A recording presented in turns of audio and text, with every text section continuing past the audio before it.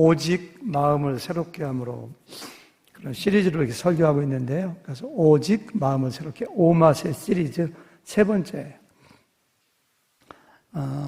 지난 주일에는 예수님의 마음이라는 제목으로 말씀드렸어요. 그래서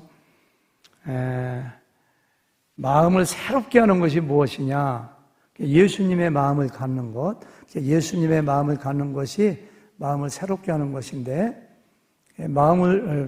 예수님의 마음을 갖는 것이 무엇이냐? 예수님을 닮아가는 것이다. 닮아가는 것이고, 예수님을 닮아가는 것이 무엇이냐니까 빌립보서 2장 12절 말씀, 항상 복종하여 두렵고 떨림으로 너의 구원을 이루어가라. 그 뭐예요? 두 글자로 성화. 그래서 예수님을 닮아가는 것은 성화이고 그것이 마음을 새롭게 하는 것이다. 성화의 길을 가자고 제가 지난주에 이렇게 강력하게 여러분들에게 도전했던 생각나요. 다 기억하시죠? 일주일 동안 성화의 길을 좀 걸어가셨는가요? 대답을 안 하시네요. 오늘은 넓은 마음. 사람의 마음에는 넓은 마음이 있고 좁은 마음이 있어요. 큰 마음도 있고 작은 마음도 있어요. 사람들의 마음을 볼 수 없으니까 그렇지, 만약에 사람들의 마음을 볼 수 있다면은 저 사람은 덩치는 큰데 마음이 그냥 그렇게 좁쌀만한가 이런 사람도 있을 거고, 어떤 사람은 체구는 작은데 와 마음이 너무 크네 이런 사람도 있을 것 같아요. 우리가 닮아야 될 예수님의 마음이 여러 가지 종류가 있지만 그 많고 많은 마음 중에서 제가 특별히 넓은 마음에 대해서 설교하는 이유는 저 개인적인 이유가 있어요. 저는 정말 넓은 마음을 가지고 싶거든요. 잘 안 돼. 물론 지금은 돌아가셨지만 저희 부친께서 제가 모르겠어요. 8살, 9살, 10살 그때 어릴 때부터 저를 앉혀놓으시고서 너는 마음을 넓게 쓰는 사람이 돼야 돼 이런 말씀을, 너는 소인배가 되지 말고 대인배가 돼야 돼, 그냥 기가 탈토록 저한테 말씀하셨어요. 대학생 장가 가기 전까지, 대학 가서 졸업하고 장가 가니까 그 말씀 안 하시더라. 아마 수백 번은 들었을 것 같아요. 어디 가서 그냥 술 한 잔 걸치고 오시면 자는 저를 깨워놓고서 그냥 너는 장남이여 7대 장소녀 하시면서 그렇게 결국은 너는 마음을 넓게 쓰는 사람 돼야 돼 그런 말씀을 얼마나 하셨는지, 저는 넓은 마음에 대한 부담감을 가지고 있는 사람이에요. 아직까지 저는 부족해요. 마음도 좁아요. 그런데 어쩌다가 사람들이 저를 착각해서 마음 넓다고 생각하면은 저희 돌아가신 부친 덕이 아닌가 이렇게 생각해요. 은퇴할 때 저에게 부목사님이었던 한 분이 저 은퇴 기념 동영상을 만드는데 오윤준 목사님 앞에 서면 하길래 아유 저분 착각하시네 이렇게 그런 생각 한 적이 있어요.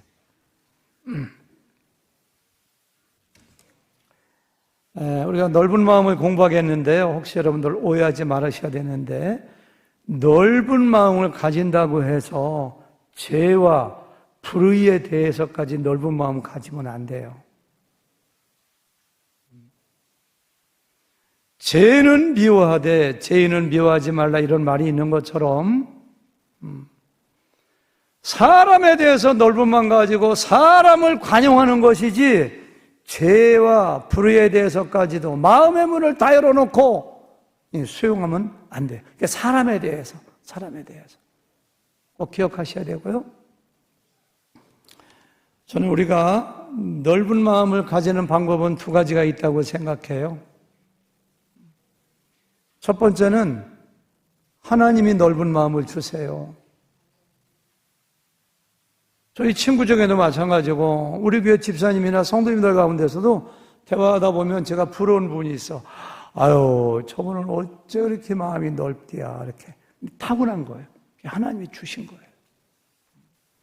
열왕기상 4장 29절에 보니까 하나님이 솔로몬에게 지혜와 총명을 심히 많이 주시고, 그 다음 보세요. 또 뭘 줬어요?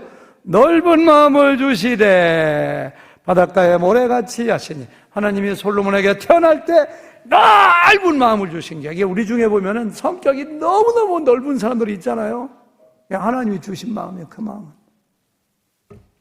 두 번째는요, 본래 태어날 때는 좁은 마음이었는데, 옹졸한 마음, 좁쌀 같은 마음인데 자신의 노력으로 마음을 넓힐 수가 있어요. 그런 사람.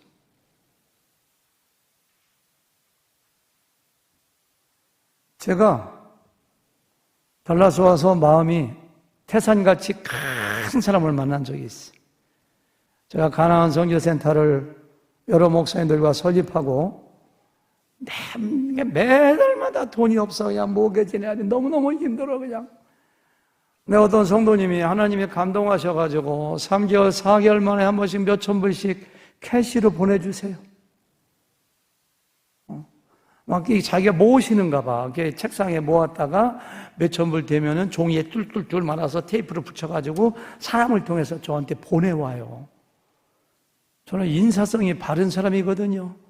그거 받고 가만히 있었겠어요? 그분 카톡에다가 너무 잘 받았습니다. 감사합니다. 정말 하나님이 복 주시기 바랍니다.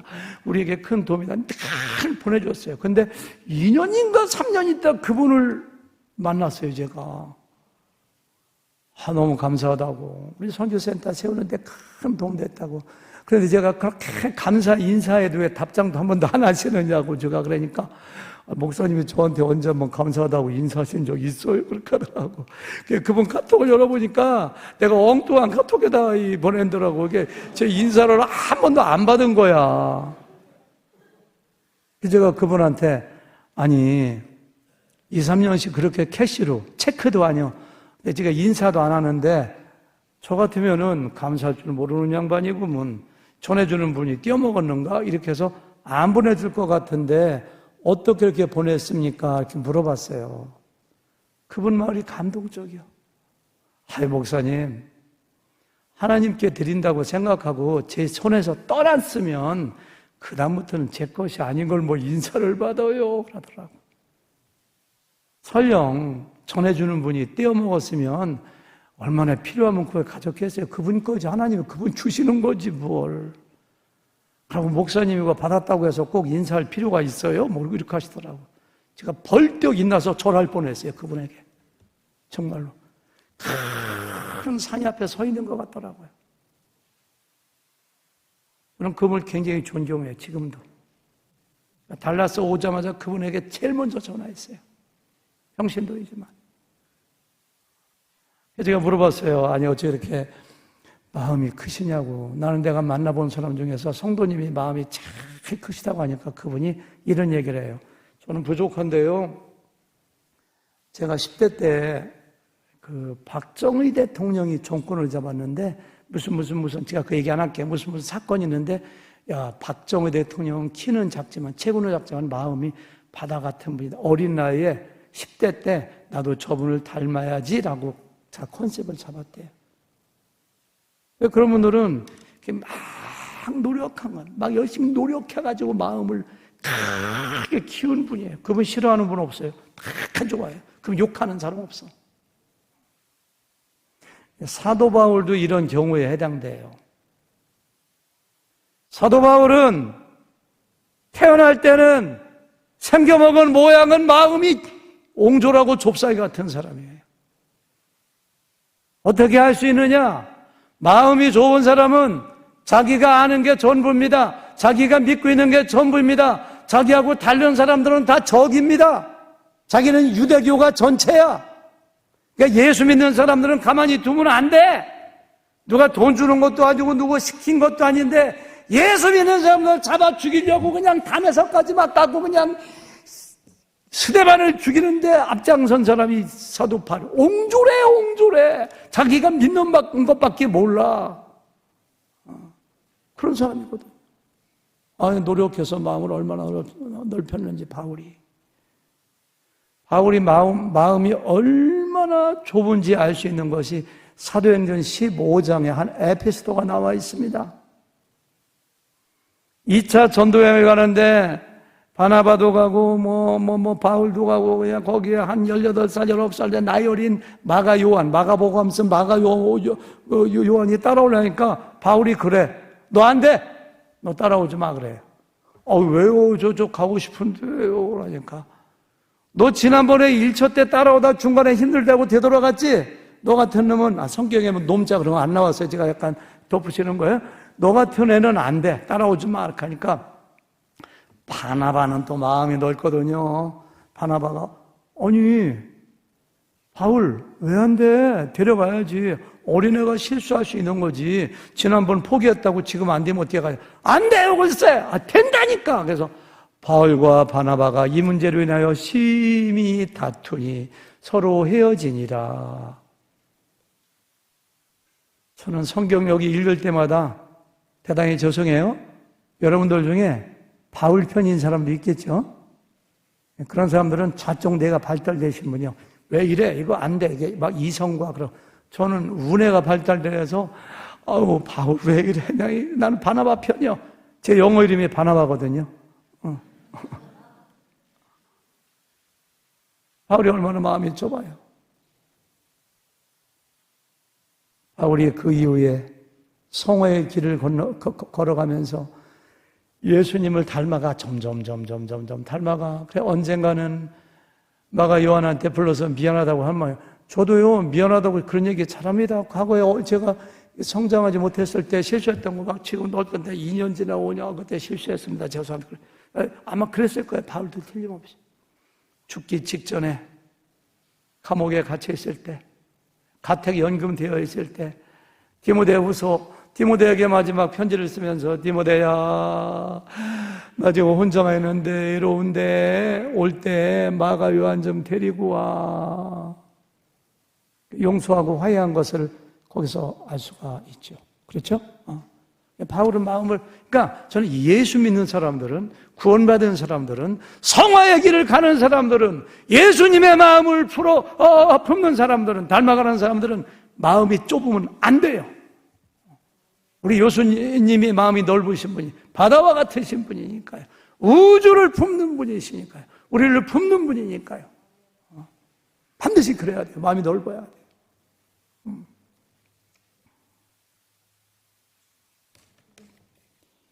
바울이 원래 옹졸을 했었는데 마음을 얼마나 넓혔는가를 바울과 고린도 교회와의 관계를 보면 금방 알 수가 있어요.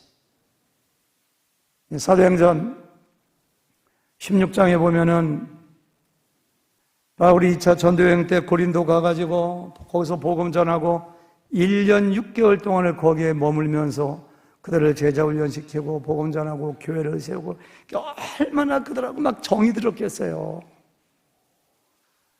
그리고 거기를 떠났는데 고린도 교회에서 들려오는 소식마다 바울의 가슴에 못을 박는 얘기입니다. 누가 간음했다. 누가 우상을 섬긴다. 고린도 교회가 폐가 갈라져서 그냥 바울파도 있고 베드로파도 있고 아볼로라는 성경 교사 편도 있고 심지어 그리스도 편도 있고, 그러니까 네 패가 갈라져 가지고 바울파에는 모든 사람들이 바울을 나쁜 놈이라고 막 욕하는 거예요. 바울이 막 성경에 보면 말이에요. 바울이 우리한테 복음 전하고 잘한 것이 우리가 사랑해서인 줄 아느냐, 자기 이속 챙기려고 한 거지 막 이런 말도 들리고, 바울이 예수님 만난 적 있느냐, 진짜 사도 아니라 가짜 사도야, 막 이런 얘기. 목회자는요 설교 못한다는 얘기 들으면 죽고 싶어요. 가장 힘들어요. 어쩌다 제가 설교하고 나가는데 집사람이 그게 설교냐고 한마디 하면 그냥 싸우고 싶어. 근데 참론하고 제가 혼납니다. 아주 그냥. 제 아내가 그런 얘기 잘 안 하지만은, 처음에는 뭣도 모르고 하더라고. 근데 제가 하도 힘들어하고 잠도 못 자니까 지금 그런 얘기 하냐. 근데 어쩌다 자기도 모르게 한번 하면 저는 그냥 차라리 칼로 찔르지 이런 생각인데. 근데 사도 바울한테는 고린도 교회 교인들이 바울은 글로 쓰는 거 보면 뭔가 좀 논리적인 그럴듯한데 만나서 설교 들어보면 뭔 얘기인지 알아듣들 못하고서 성경에 다 나와요. 제가 이제 편하게 얘기해서 그렇지. 여러분, 그냥 바울이 얼마나 힘들겠어. 자기가 그냥 사랑하고 영적 제자와 같고 정말 사랑하는 사람들. 만약에 제가 하늘의교회 21년 목회하고 4년 9개월 전에 떠났잖아요. 만약에 저에게 이런 얘기 중에 한 가지라도 들려오면 제가 무슨 인테리엄이 오라면 물건에 곡하기는 저 그러실 것 같아요. 근데 바울은 그렇게 안 해. 여러 가지 방법으로 찾아가고 편지 보내고 막 화해를 시도하고 그런 것을 여기서 이렇게 볼 수가 있어요. 오늘 말씀이 거기서 나온 거예요. 다시 읽어볼까요? 11절, 13절. 고린도인들이여, 너희를 향하여 우리의 입이 열리고 우리의 마음이 넓어졌으니 내가 자녀에게 말하듯 하노니 보답하는 것으로 너희도 마음 좀 넓혀. 이 말 속에는 나도 옛날에 마음이 좁았었거든. 너도 옛날 같았으면 나도 화가 나서 너희들 찾아가도 안 와. 근데 나도 마음을 넓혀서 너희들을 품고 있거든. 너희들도 마음 좀 넓혀. 그런 뜻이에요. 어떻게 하면 마음을 넓힐 수 있을까요? 마음을 넓히는 5가지 방법. 첫째, 마음이 넓은 사람들은 먼저 찾아가요. 먼저 찾아가서 먼저 말을 걸어요. 먼저 화해를 시도해요. 아니, 사도 바울하고 고린도 교회 교인들하고 누가 상처를 받았어요? 사도 바울은 고린도 교회에 복음 주고 그들 사랑하고 설교한 것밖에 잘못한 게 뭐가 있어? 사도 바울은 엄청난 사도 바울. 근데 먼저 찾아가요. 먼저. 아까 보니까요, 너희를 향하여 우리의 입이 열리고 이거예요. 그러니까 자기가 먼저 대화를 시도한 거예요. 지금 성경에는 고린도 전서와 고린도 후서 2권밖에 안 남아 있지만 학자들의 조사 다 나와요. 증거가. 적어도 이거 외에 2통의 편지 아니면 3통이 더 있을 거라고 해요. 그 중에 한 가지는 눈물로 쓴 편지입니다. 같이 한번 읽어볼까요? 고린도후서 2장 4절. 내가 마음에 큰 눌림과 걱정, 너희가 그렇게 나를 욕하고 죄를 지니까 그냥 마음이 그냥 잠을 못 자게 해서 잠을. 그 다음 문제, 많은 눈물로 너에게 썼느니. 그 편지는 없어졌어요. 지금 여기 성경 안 나와요. 그런 거 있거든요. 편지만 보낸 것이 아닙니다. 디도를 보내요. 디도를 보내가지고, 야, 고린도 교회 교인들 참 위로 좀 하고. 근데 디도가 학자들의 연구에 의하면은 푸대접 받고 왔어요. 바울이 고린도에 있다가 그냥 배 타고 빨리 갔다 오기도 많게 거기에 가서. 바울은 먼저 찾아가요. 먼저 대화를 시도해. 오해를 풀어주려고 했어요. 그게 아니라고. 왜? 마음이 예수님 닮아서 넓으니까요. 여러분들 가끔 부부싸움 하시나요? 어제 제가 교육제 회의하다가 물어보니까 어떤 목사님, 저는 정기적으로 합니다. 그렇게 하시더라고요. 농담하시는 거겠죠. 부부싸움 하다 보면 마음이 상해가지고 2박 3일 동안, 3박 4일 동안 막 말을 안 하는 경우가 있잖아요. 그렇죠. 그러면은 그때 누가 큰 사람이냐? 먼저 찾아가서 여보 미안해. 내가 잘못했어. 마음 풀어. 꼭 잘못해서 그러는 거 아닙니다고. 그 사람이 마음이 큰 사람이에요. 그래, 일주일에 한 달 동안 그렇게 꽁해가지고 말도 안 하고 어떻게 하려고. 그게 먼저 잘못됐다고 하는 사람이 큰 사람이에요. 큰 사람이에요. 교회 나와서도 마찬가지입니다. 우리가 다 성화의 과정 중에 있기 때문에 다 예수님처럼 우리가 거룩하고 온전한 거야. 아니요. 영적 어린아기도 있고 영적 7살, 10살 우리가 다 천차만별이잖아요. 그러니까 교회 와서 주님의 일하다 갈등이 왜 없어? 갈등 있는 거예요. 그거 이상하게 생각하지 마세요. 형제자매 집사님과 집사님이 일하다가 마음에서 저 사람은 아니야. 저 사람은 아니야. 내가 저 사람은 상대 안 해야 되겠어. 그래서 둘이 그냥 말을 한 달, 2달, 1년 어떻게 하려고. 근데 그때 먼저 찾아가서 집사님, 내가 부족해서 그래. 잘못한 게 있어서 그게 아니야. 내가 부족해서 그래요. 좀 풀으세요. 혹시 제가 잘못하고 있으면 무릎 꿇고 사과할게. 그 사람은 큰 사람이야, 큰 사람. 그 사람은 예수님 닮은 사람이에요.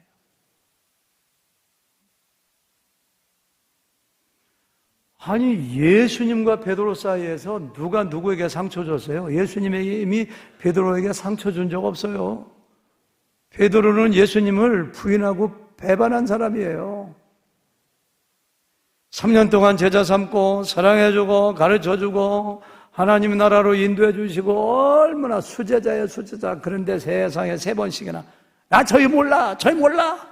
내 저희를 알면 내가 뭐 손가락에 장을 지지지 뭐 그런 말은 없지만 그런 식으로 막 저주하잖아요, 예수님을. 여러분 인생을 살다가 여러분들도 사람들에게 배신당해보죠? 배신당하는 게 얼마나 쓰라린데요, 마음이. 너무 쓰라리. 예수님은 배신당했어, 제자들에게.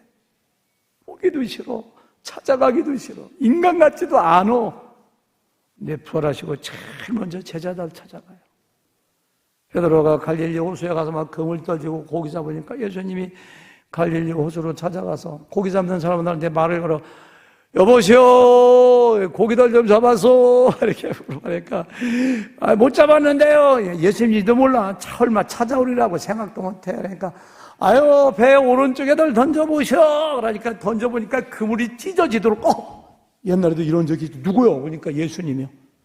베드로가 성질이 급해서 옷을 벗고 그냥 뛰어들어서 쳐가지고 밖에 나오니까 거기다 그냥 숯불을 피워놓고 고기하고 생선하고 떡을 얹어놓고 먼저 찾아가. 예수님 먼저 찾아가.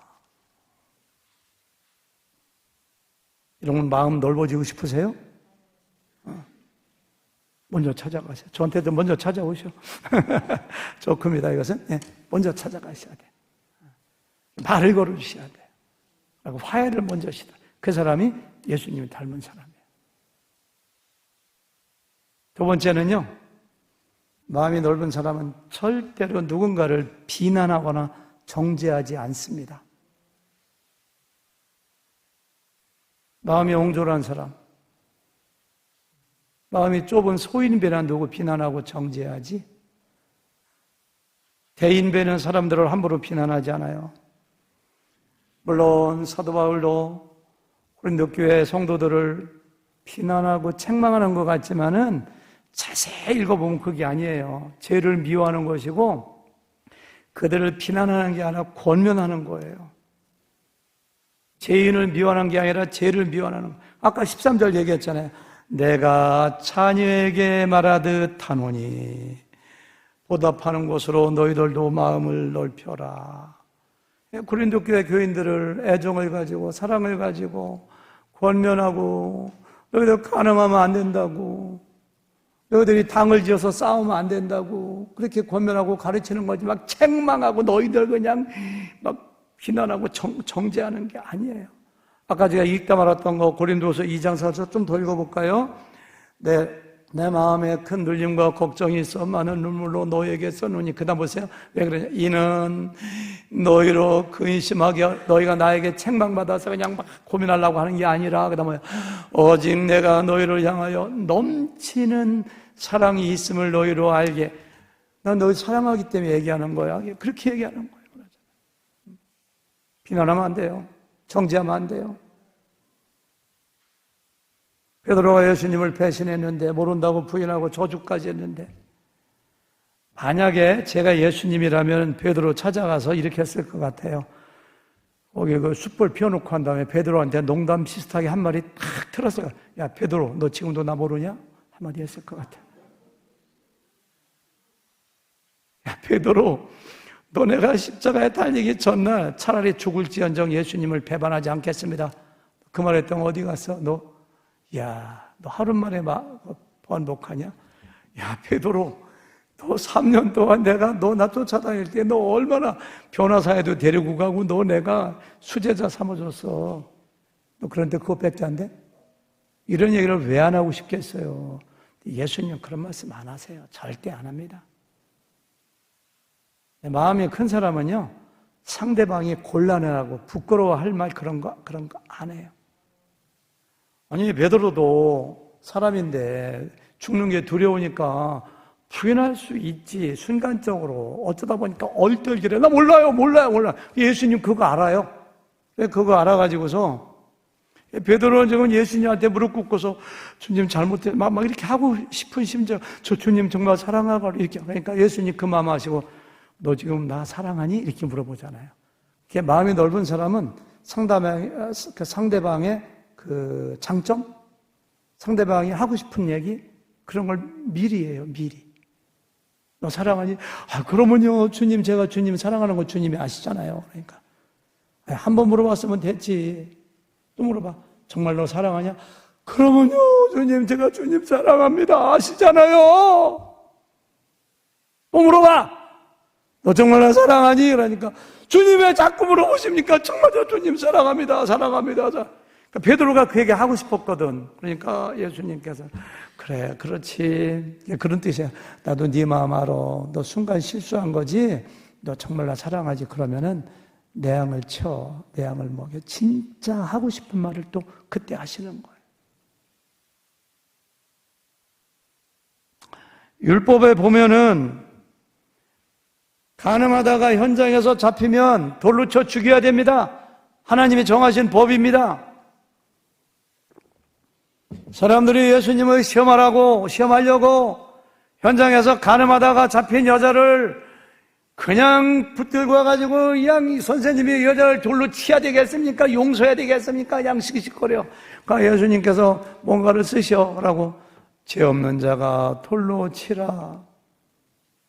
한두 명 돌을 다 집어던지고 다 도망가요. 그러니까 예수님께서 그 여자에게 뭐라고 하세요? 저 같으면 이랬을 것 같아. 야, 너 상습범이냐? 처음이냐? 어쩌면 너 누구냐 그 남자가? 어디서 그렇게 하다 걸렸어? 막 이런 거 물어보고 싶겠지. 그 여자가 그런 거 물어보면 죽고 싶지. 창피해 죽겠고. 예수님 그런 거 하나도 안 물어봐요. 너를 정죄하던 자들이 어디 갔느냐? 다 도망가고 아무도 없나이다. 그래, 나도 너를 정죄하지 않노니 다시는 가서 죄를 범하지 마라. 야, 저는 예수님의 이런 인품이 너무 멋있어요. 너무 멋있어요. 가늠하다가 현장에서 잡힌 여자를 보고 나도 너를 정죄하지 않노니 이런 얘기를 하기가 쉬우냐고요. 내 돈 5만 불 떼어먹고 도망간 사기친 사람이 잡혀왔어 여기에. 그러면은 돈은 내놓아야죠. 이렇게 하고 싶잖아. 그지? 근데 괜찮습니다. 얼마나 어려우시면 그걸 가져가겠습니까? 괜찮아요. 안 갚아도 돼요. 혹시라도 나중에 부자 되면 갚아도 되고요. 괜찮습니다. 이런 거하고 똑같은 거지. 얼마나 마음이 넓어요, 예수님이.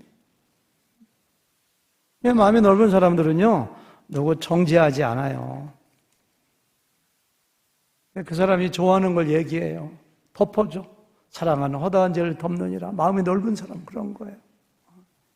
남편이 좀 늦게 들어오면 여보 어디 갔다 왔어? 이게 이제 내가 일찍들 몇 번 얘기해서 그러자. 근데 마음이 넓은 아내 같으면은 여보 아유 바쁘셨구나 늦었네 이렇게 비난을 왜 해?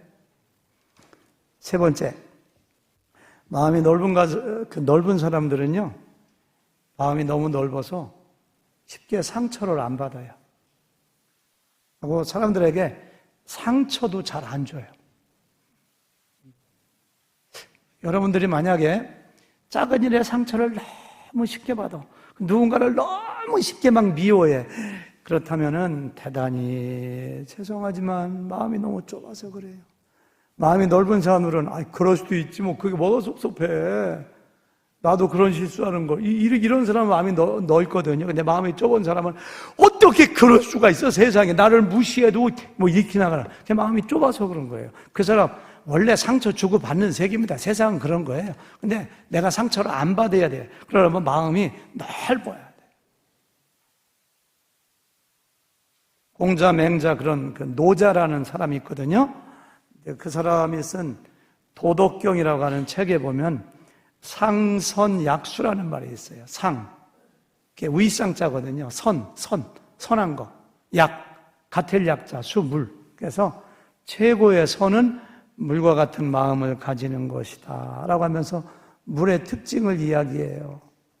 물은 만물을 이롭게 하여 모든 것에게 생명을 주지만은 높은 곳으로 가지 않고 낮은 곳으로 향하여 흘러서 거기에 머문다.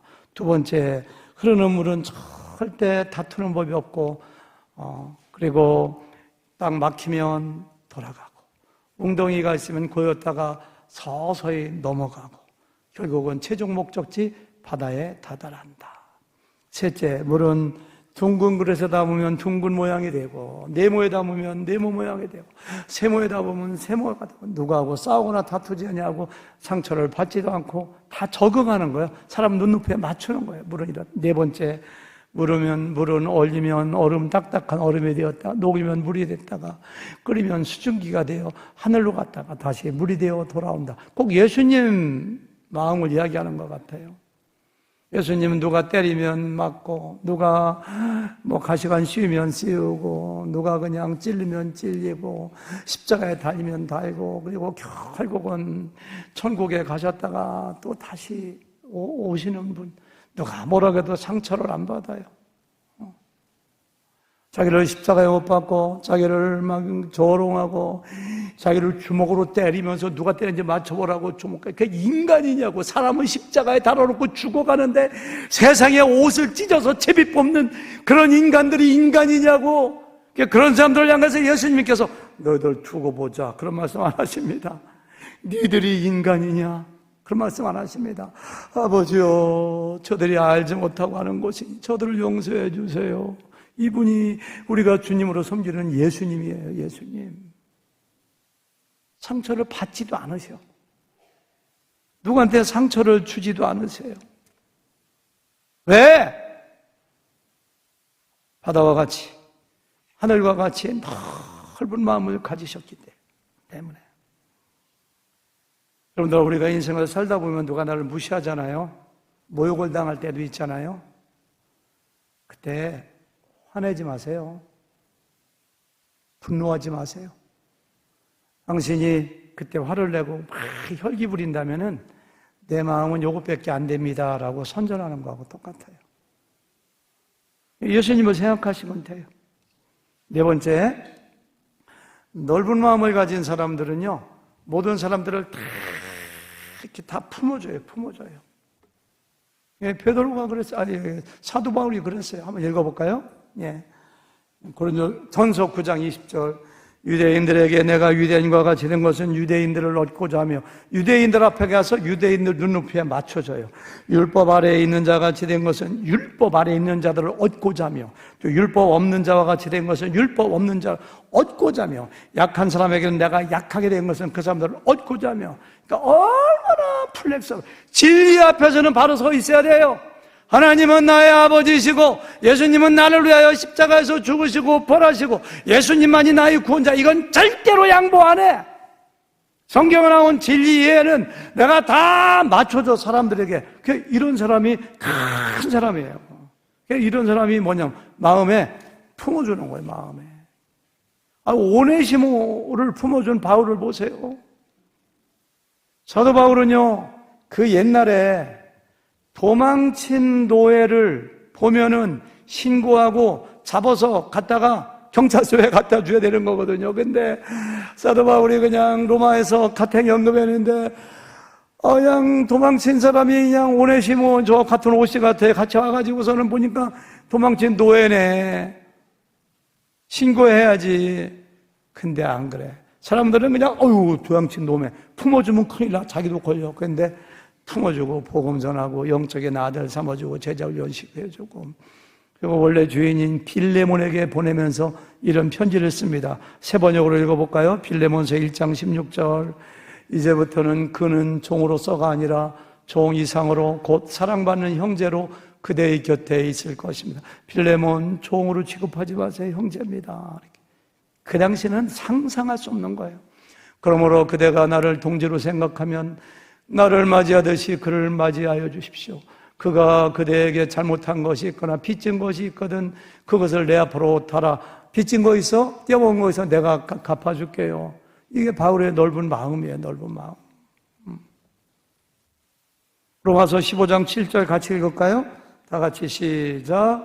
그러므로 그리스도께서 우리를 받아 하나님께 영광을 돌리심과 같이 너희도 서로 받으라. 하나님의 말씀이에요. 너희도 서로 받으라. 그 사람 안 된다고 생각하지 마세요. 그 사람을 위해서 하나님께서 독생자를 십자가에 달리게 했습니다. 하나님이 받아주는데 왜 내가 안 된다고 해요? 서로 받으라고 했는데. 그 다음 보세요. 골로새서 3장 13절. 누가 누구에게 불만이 있거든, 여러분 불만 있는 사람들 많죠? 불만이 있거든 서로 용납하여 피차 용서하래. 주께서 너희를 용서하신 것 같이 너희도 그리하고, 이렇게 했거든요. 지도자는 마음이 넓어야 돼요. 지도자는 마음이 옹졸하면은 목자도 못해요. 목자도. 그냥 목원들도 마음에 담지 못해. 그냥 목원들 다 내쫓아. 마음이 옹졸하면.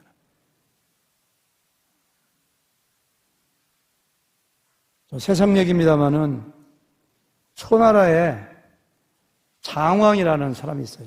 초장왕이라고 해요. 초나라의 장왕이라고 해요. 전쟁에 나가서 공을 세우는 많은 군사들 40-50명이지 70-80명이지 몰라요. 수많은 군사들을 모아놓고서 파티를 열어줍니다. 강풍이 확 불어가지고 초롱불이 다 꺼져버렸어. 그 옛날에 BC 500몇 년도 그때니까 400몇 년 확실하잖아요. 곧 고어간이에요. 근데 술 취한 군사 장군 하나가 벌쩍 일어나가지고 초장왕의 그 후처들, 그들이 술도 따라주고 쭉 있는데 벌떡 일어나서 가가지고서는 덮친 거. 그러니까 그냥 여자의 비명소리가 하면서 그냥 임금님이요, 어떤 장군이 저의 가슴과 입술을 훔쳤습니다. 막 깜깜한데. 제가 그 사람의 그냥 갓근을 딱 땄으니까 갓근이 없는 자를 벌하여 주십시오. 그렇게. 그러니까 조장학이 잘 아는 얘기죠. 우리 고등학교 때 배운 거잖아요. 그러니까 조장학이 지금부터 머리에 있는 갓근을 다 떼거라 하잖아요. 모든 사람이 갓근을 다 떼었어요. 불이 들어왔어요. 아무 일도 없다는 듯이 자, 우리 계속해서 우리 파티를 하자. 아니, 한 나라의 인구도 마음이 이렇게 넓은데 몇 년 지나가지고 진나라하고 전쟁이, 그거 갖다가 절영치해라고 하잖아요. 끊는다. 영은 갓근을 끊는 연해다 해서 절영제라는 고사성어가 거기서 나왔잖아요. 그래서 몇 년 후에 진나라하고 전쟁이 일어났는데 초장학이 적군들에게 둘러싸여서 죽기 직전까지 막 갑니다. 근데 어떤 장군이 그냥 막 달려와서 그냥 막 쓰러뜨리고 목숨 걸고 왕을 구해주잖아요. 전쟁이 끝난 다음에 그 장군을 불러갖고서 상을 내리는 거예요. 네가 내 목숨 구했다고. 그러니까 그 장군이 하는 얘기가, 저는 몇 년 전에 술에 취해서 실수하여 갓근이 잘려 죽을 뻔했는데 폐하께서 구해준 그 사람인데 그 이후로 저는 제 목숨을 제 것으로 여기지 아니하고 저는 폐하를 위해서 살았습니다. 저는 상 받을 자격이 없습니다. 그래서 춘추 전국시대의 그 초정왕이 최초의 모든 나라 패권을 다 이렇게 취하고 다 정복하고 최초로 왕이 되잖아요. 그런 이야기가. 한 나라의 왕도 그렇게 마음이 넓어야 되는데, 이 마음이 좁은 사람이 어떻게 지도자가 돼요?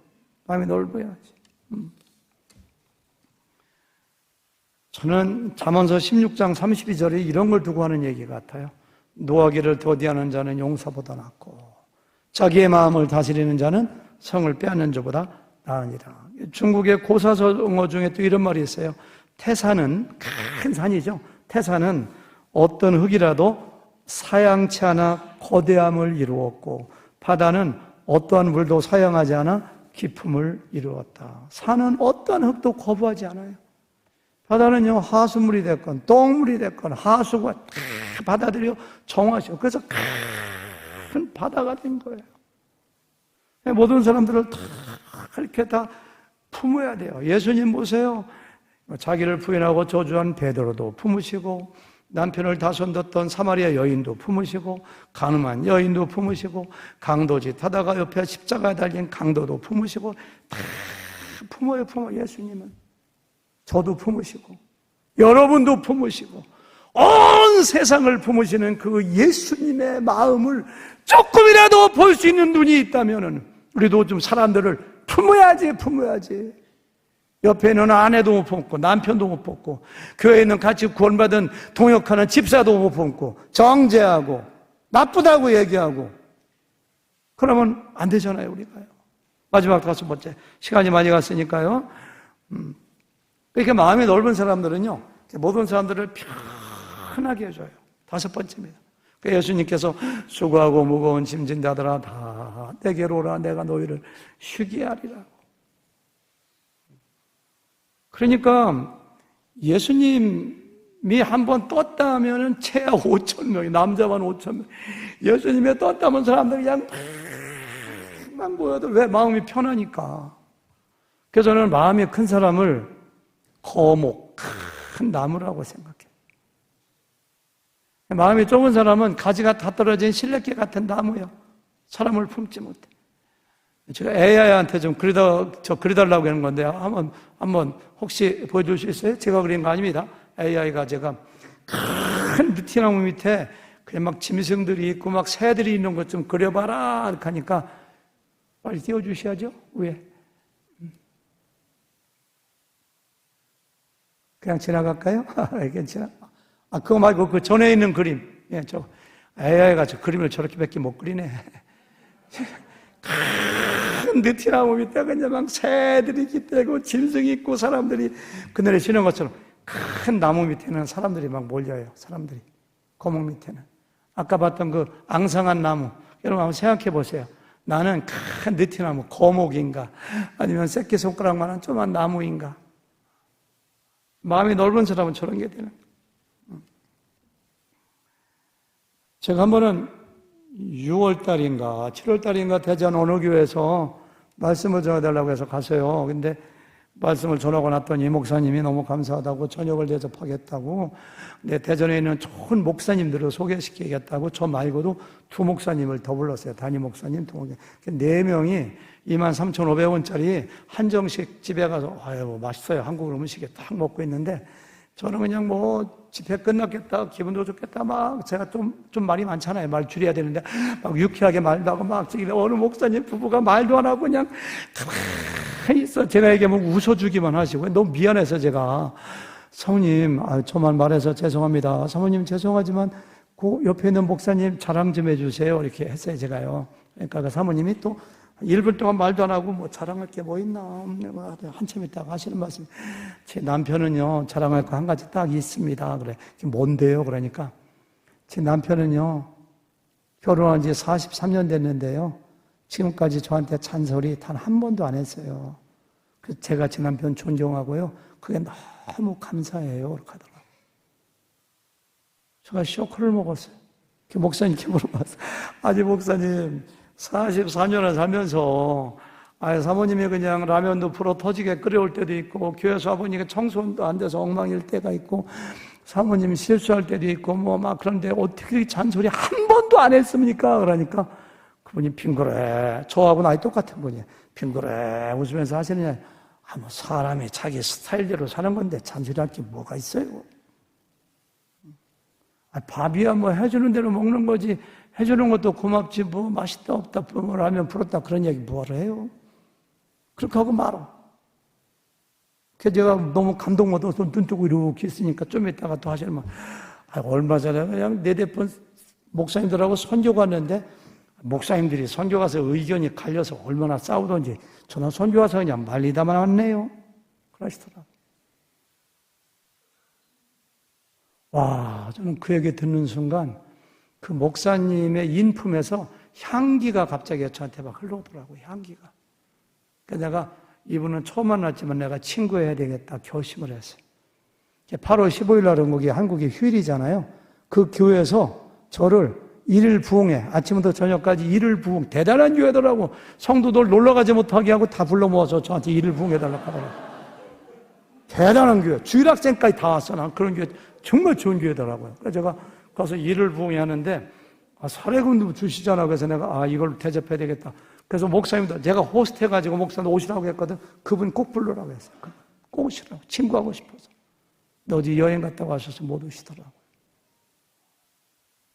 마음을 편하게, 마음이 넓은 사람들은요, 아내도 편하게 해주고, 남편도 편하게 해주고, 교회 오면, 우리 교회도 그런 집사님, 그런 성도들 많아요. 저도 그냥 이렇게 보면 마음을 얼마나 넉넉해, 아유, 목사님, 뭘 그걸 가지고 그래요. 삶을 편하게 해줘. 굉장히 편하게. 이 부부지간에 상담하다 보면 싸우는 이유가 잔소리 때문에 싸웁니다. 그래 안 그래요? 저만 그런 것처럼 쳐다보고 계시네. 잔소리 때문에. 뭐 치약을 왜 중간부터 짜느냐, 양발을 왜 벗어서 거기다 던져놓느냐, 왜 밥 먹을 때 그렇게 킁킁거리느냐, 왜 이렇게 음식을 준비하면 빨리 와서 음식을 준비한 사람들에게 먹는 게 이렇게 힘드냐, 거기서 왜 콧구멍을 후비느냐. 아유, 제가 한국에 가서 고등학교 때 친구하고, 고등학교 동기 친구하고 한 20년 만에 만나서 밥을 어떤 곰탕집에 시골에 오라고 해서 가서 기다리고 있는데 싹 차가 온데 그 친구는 안 오고 부인만 혼자 오더라고요. 문 열고서. 그래서 내가 왜 걔는 안 와요? 그러니까 뒤에서 그 사장이 타는 뒷좌석에서 문 열고 싹 나오더라고. 야, 왜 네가 운전 안 하고 와이프한테 시키냐? 그러니까 나 운전 안 해. 왜? 집사람이 잔소리를 해서 운전을 못 하겠어. 그러더라. 그래 부인한테 왜 이렇게 잔소리해? 하니까 운전하는데 나이도 먹었는데 엉금엉금 겨가고 앞에 차가 100m 있는데도 멀리 떨어지고 깝깝해서 못하겠어요. 그래서 또 왜 그러냐? 그러니까 그 해양대학 나와서 항해사 하다가 선장하다가 큰 상선 유조선 몰던 친구거든. 그걸 한 40년 가까이 하다 보니까 배는 사고 났다면 큰일이잖아. 너무 안전하다 보니까 밖에 나가서 운전하는데도 차가 여기 있으면 안 돼. 저 멀리 있어야 되고 습관돼서 안 된대. 그래서 아내가 얼마나 빨리 가라고 잔소리 하는지 운전하다 싸워서 안 한다고. 내가 그랬지. 나는 우리 집사람이 내 아내가 빨리 간다고 잔소리 하는데 너는 천천히 간다고 잔소리 하니?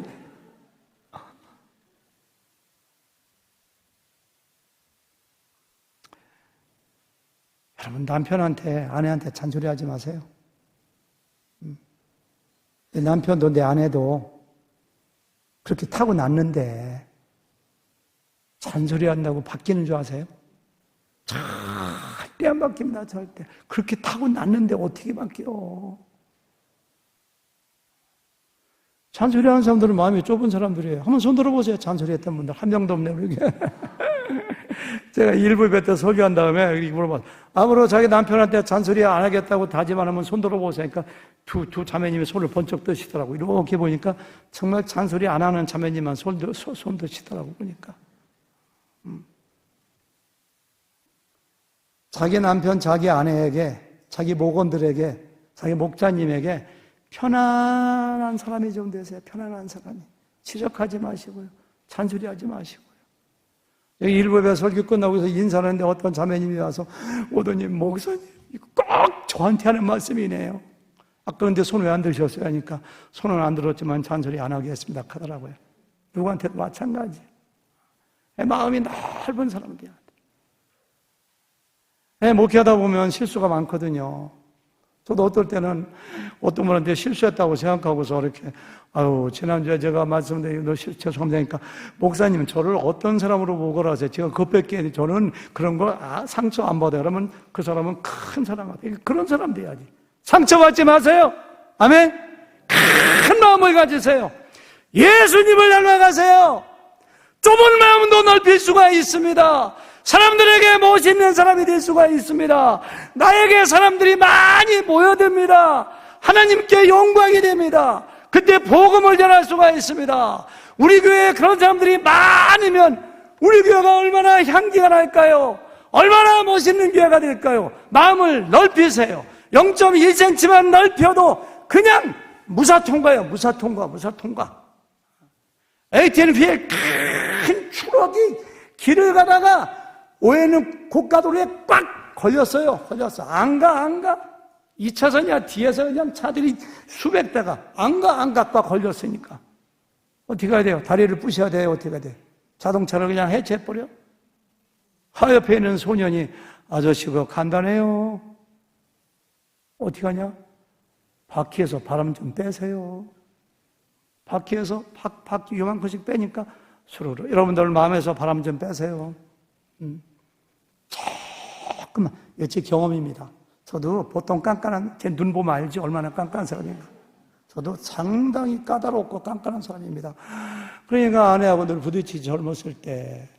근데 내가 마음을 조금 넓히니까 한 달 가건, 두 달 가건, 1년 가면 아내가 때리면 맞고, 때리진 않지만은 잔소리하면 듣고, 그러면 되는 거지. 뭐 거기 대들기는 그냥 가만히 설교 못한다고 구박 주면 그런 게 보다 구박 받고 하면 되는 거지. 뭘 대들러. 마음을 조금만 넓히면 편안해. 조금만 마음 넓혀. 아멘? 예. 많이 얘기하는 것 같아도 5가지. 학원 강사 출신이니까 정리해야 되겠죠? 예, 첫 번째는 마음을 넓히려면 첫째 뭐예요? 먼저 찾아가서 대화하고 화해를 시도하라. 두 번째는 마음이 넓은 사람은 절대 누구를 비난하거나 정죄하지 않는다. 세 번째는 뭐예요? 절대로 상처받지 마. 상처 주는 사람도 잘못이지만 받는 내가 잘못이요. 상처받지 말고 상처 주지 말자. 그리고 네 번째는 모든 사람을 품어주자. 그러면 뭐예요? 나는 사람을 편안하게 해주는 사람들. 네, 그런 사람 되기를 바랍니다. 아멘. 기도하겠습니다. 하나님 감사합니다. 말씀대로 우리가 예수님처럼 넓은 마음을 품는 사람 되도록 축복하여 주시옵소서. 예수님의 이름으로 간절히 기도 올려 싸움나이다. 아멘.